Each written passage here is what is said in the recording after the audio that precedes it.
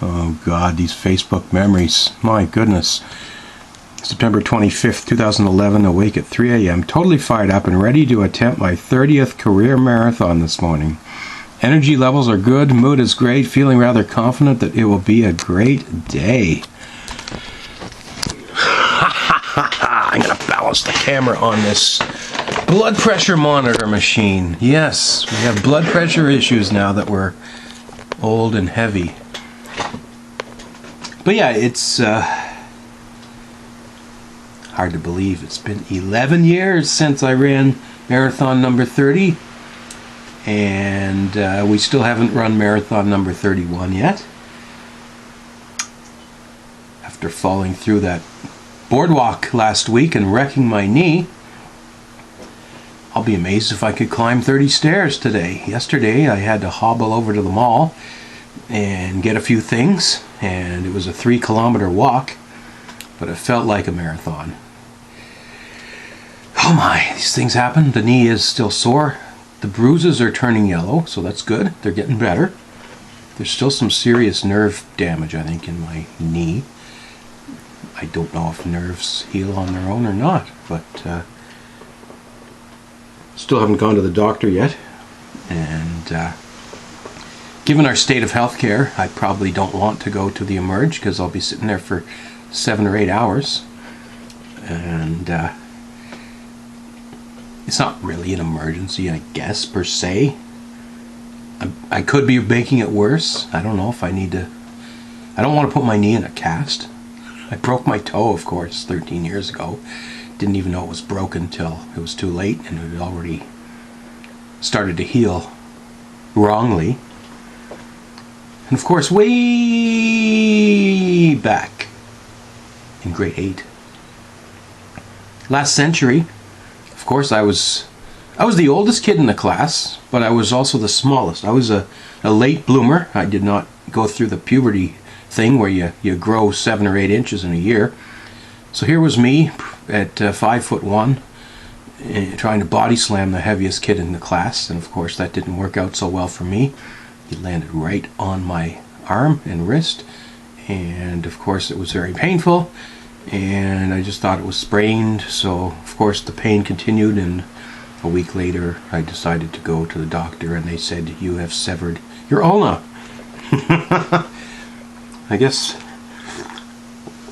physical pain is something you get used to. It's not worse for the wear. That was 1988. How long ago was that?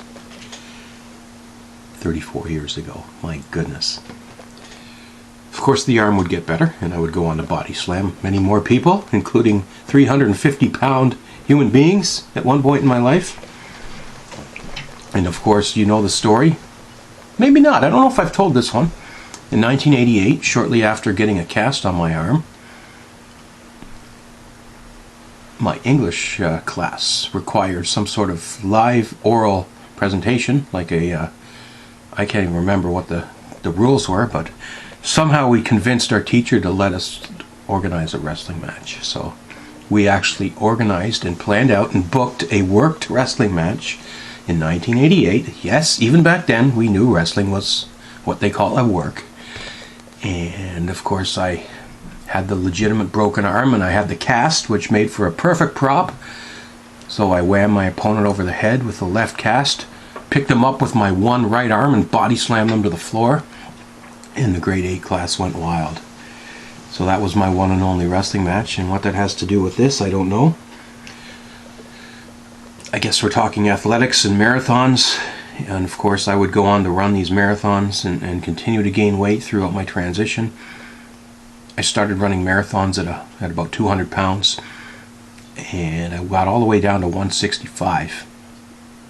My lightest marathon was at 165 pounds, and that was 2008, where I set all my personal bests.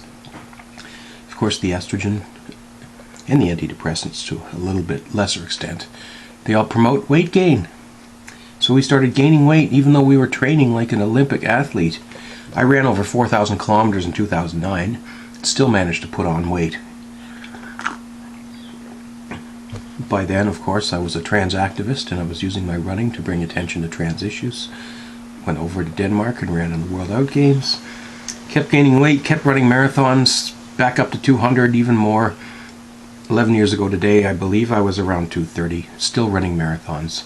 Bad idea. The knee and the ankle didn't want that much weight. I hobbled through and survived that marathon, and of course 3 weeks later I would run my 5th Cape to Cabot race, which is 20 kilometers of mountainous hills. And of course I destroyed the other leg, the ligament in my right ankle.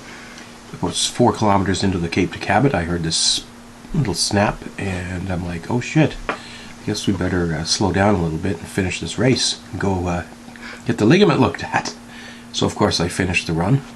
It's more like a hobble, but I did it. There was no way in hell I was not going to finish the first 5 Cape to Cabots, because at that time everyone who had run every single Cape to Cabot would receive a commemorative 5th anniversary plaque, which I received.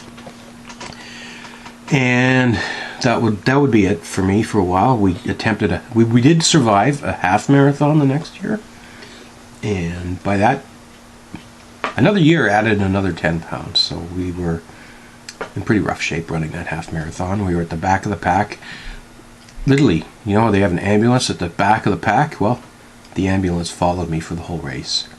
And I kind of knew that was going to be it for a while, perhaps forever. I would go on to run a few more Telly 10s, 10 miles, which is 16.09 kilometers, I believe. And here we are. Oh boy. Fun times, fun memories. But you know what? You can't take them away from me no matter what. Was I awake at 3 a.m.? Well, I still have trouble sleeping. This knee is part of the problem. It's bad enough to have one knee destroyed, and then I started cramping in the other leg in the middle of the night. The damn spironolactone! Trans people, or trans women probably know spironolactone as a testosterone, what do you call it? Dehancer, but it's also a blood pressure medication. And it makes you dehydrated. Yeah, fun times. Well, I can't say I'm fired up today, but my energy levels aren't really good. The mood's not too bad. Feeling rather confident that it will be a great day. Well, all things considered, I suppose. I'm doing a little better now than I was a year ago at this time. Barely. And yeah, I think the future isn't quite so foggy. We've survived this thing called COVID-19, which led to a severe time period where I was unemployed.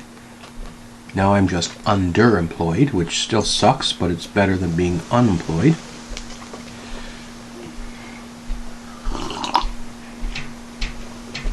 So yeah, Facebook memories, my goodness.